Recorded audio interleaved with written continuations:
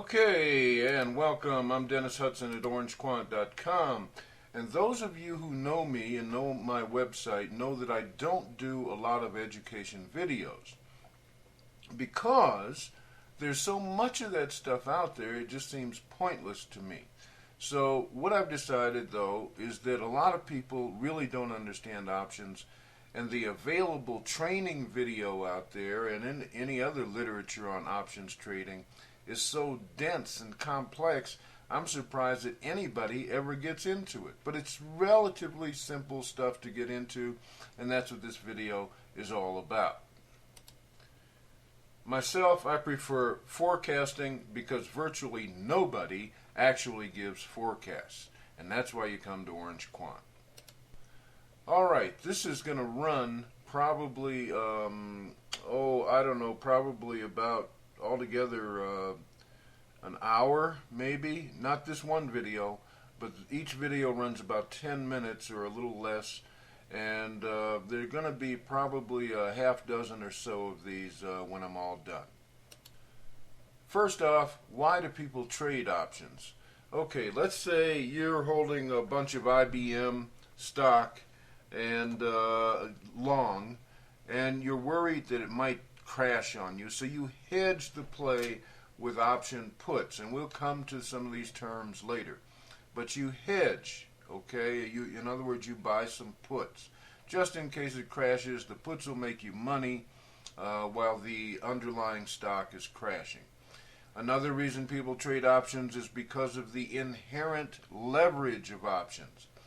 That's not leverage in the sense of a margin account or anything like that, like you're used to in stocks. It's just that options move a whole lot more on a price move in the underlying stock than the underlying stock does. Third reason, main reason that people trade options is they're fundamentally lazy. And that's one of my favorite reasons. That's one of the reasons I traded. I used to spend hours and hours every day trading stocks, researching, scans and screens, technicals, and so on. I was making money, but it was eating up my time. So, options, I just have to watch a few stocks here and there, run my H205 and FLIR 2, and that's about it. Once I place my trade, I just kind of watch one or two trades and I'm done. Now, quickly, let's talk about what an option contract is and what you can do with it. An option contract, technically, gives you the right to buy 100 shares of stock or sell 100 shares of stock. If the contract you buy is a call contract, then you have the right to buy 100 shares of the underlying stock at any time you want during the life of the contract. Puts give you the right to sell 100 shares, in effect shorting the stock, okay, at any time during the life of the contract, and we'll come to the contract life presently. Okay? Now, a lot of this is going to be a little confusing, but I have to give you the basic terms first, okay? So just kind of burn this into your mind as best you can. If you have to, back the video up and take another look. And then we'll get into how all this fits together.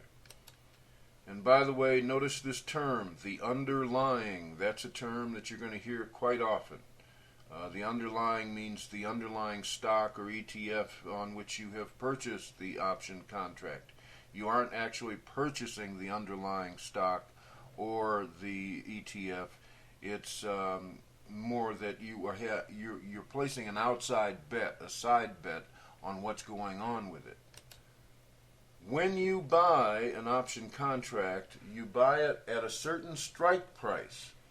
And what that means is it's the price that you choose when you buy the contract. There's a whole list of different strikes. And it means it's the price at which you can exercise the contract. And you can do that at any time, but it's to your advantage, of course, when it's moving in your direction. By the way, if I didn't explain calls and puts clearly enough, a call is a bet that the stock is going to go up. A put is a bet that the stock is going to go down. And you'll see an example of all this just in a moment. Just bear with me here. So there's your strike price, and that's the price at which you can exercise the contract. It's not always to your advantage to exercise it, but you can do that at any time. And by the way, before I forget, in options trading, you can only lose what you put up. It's not like they reach into your bank account and take your money. If you buy $200 worth of something and it goes bad, you lose $200, and that's the end of the story. Okay, here's a very simple example of you buying a call contract at a $10 strike. Okay, and that strike means that's your exercise price.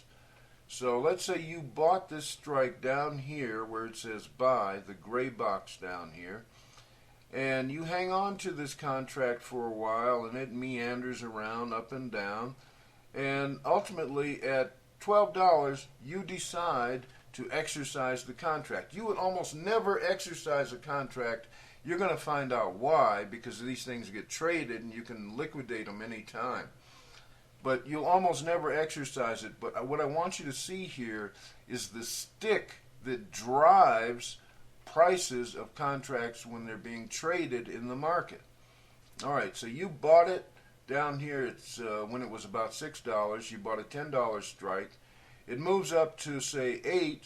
But if you exercise it, that is, if you call 100 shares to you from the market maker, you can only sell them at $8 at that point. Okay, so there's no profit to you in that, as you're going to see in a moment. In fact, right now, your exercise price is $10 a share. So if you were to exercise it at $8, okay, that means you would pay $10 a share for those, but the market will only give you $8, so you're not going to make a profit. You wait, you hang on, it moves up to 10. Okay, now you could buy them and then turn around and sell them right away, and you'd break even, minus your broker fees. Or if you wait until it hits $12, let's say, all right, now you call those shares to you. You buy those shares, but you buy them at the $10 strike, and then you turn right around and sell them back into the market for $12. Okay? That's why it's called calling. It's a call. You are calling the shares to you.